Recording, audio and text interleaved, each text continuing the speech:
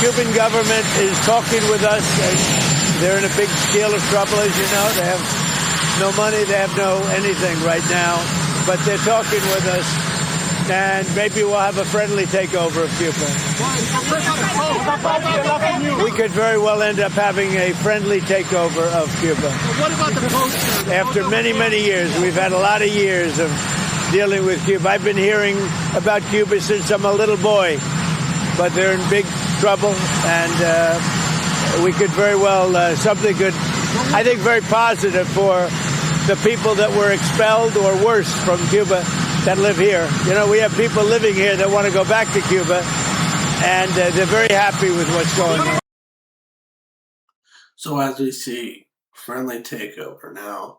As much as I agree with the regime change in Cuba, I have to push back on the idea that it's going to be friendly. I don't foresee the Cuban government saying, okay, we've been in power for 67 years. I guess you could just come in and remove us from power. If they want to remove us from power, they're going to have to do it by force. So either rounding up the Communist Party and ship them out of there, or it could be something even a lot darker, but I don't think we're going to go that far. But this all comes to fruition because Trump took out Maduro in Venezuela and shut down Cuba's access to Venezuela's oil, and Venezuela was giving them cheap oil, so it was basically subsidizing Cuba. And the Soviet Union used to subsidize Cuba, but after the Soviet Union fell apart, Cuba opened its door to tourism to generate revenue, and now that the tourism's gone and then the oil's gone, there's nothing left. And it's been a destitute place for a while now.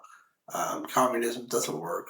While these people, all the Communist Party, the members of the Communist Party, go on vacations and live a luxurious lifestyle, meanwhile their citizens are suffering.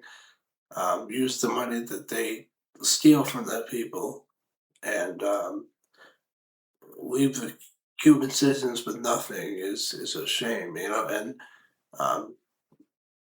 another reason why the reasons why communism doesn't work are because it's impossible to centrally plan. If there's no incentive to do anything, then people won't be innovative and they won't strive to make themselves better, because what's the point? Everyone's equal in the end anyway. And also too, with price controls, that forces businesses and places to have and products to have lower prices than they would on a free and open market. Therefore, you're not generating nearly as much profit, if a profit at all. And once the collectives have been taxed enough to where you don't have a recurring tax revenue base to keep drawing out of. You suck money out of the system, and if there's no buying power over the course of years, the situation under communist and socialist regimes will continue to get worse and worse and worse. As we see now with Cuba, there's a water crisis, there's a gas crisis, there is an electricity crisis, an energy crisis. And now they lost most of the tourism. They have daily blackouts for hours a day. There's no food, hardly any food. The buildings are in disrepair because there's no money, and the Cuban government's not willing to invest the money into the infrastructure to improve the infrastructure and to fix what needs to be fixed. So there is eventually you're just going to collapse the communist system like with the Soviet Union, because it's not sustainable. Any sort of economic way over the course of years. Because people like to say capitalism is not sustainable and socialism that's not sustainable. Capitalism can be heavily burdened, as we're seeing right now, because we've spent trillions of dollars, printed money that we didn't have, increased the cost of healthcare, forced wage increases, and shipped our jobs overseas in expense of the American worker. We have created an economy and society that's more so dependent on the government now than in the past.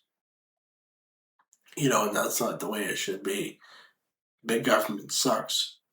But again, if we want to successfully do the regime change in Cuba, it needs to be done by force. I don't foresee the Cuban government just bending the knee and deciding that they're going to make this in any way peaceful.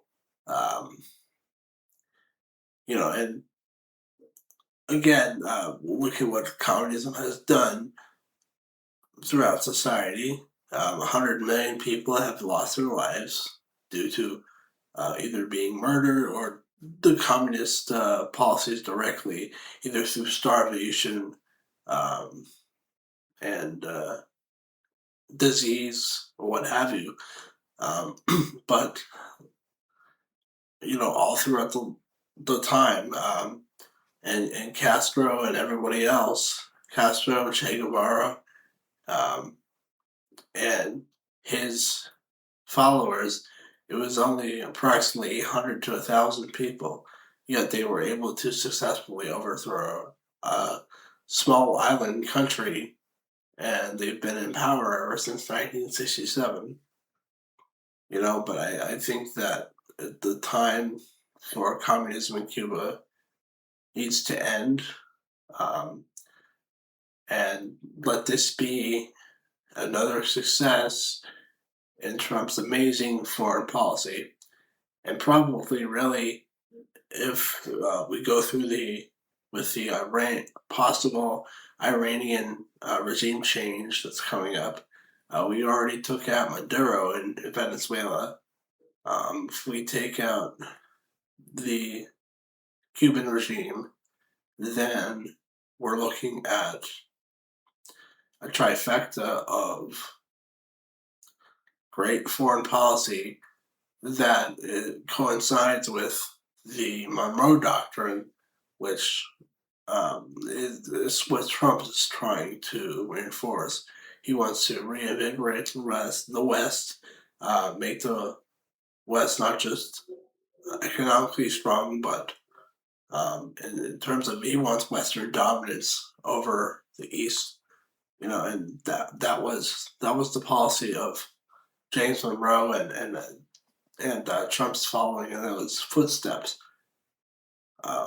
His version of the Monroe Doctrine, and people calling it the Trump Doctrine, I guess you can call it that, but it's the same type of policy. And either way, I hope one way or another, Cuba eventually becomes free, and that maybe one day communism would be totally wiped off Earth for good, but let's not get our hopes up too, where this evil could happen again. We've already seen the uprisings of communist and Marxist ideals in the United States, and the progressives and the Marxists are louder than ever before. And if the Democrats struggle to gain power, guess what's going to happen? The political violence and everything is going to escalate, and eventually we might end up in a civil war or some type of revolution. But that's just my 2 cents on it. That's really all to say for this video. Like, share, comment, and subscribe, and ring the notification bell so you don't miss any of my future videos.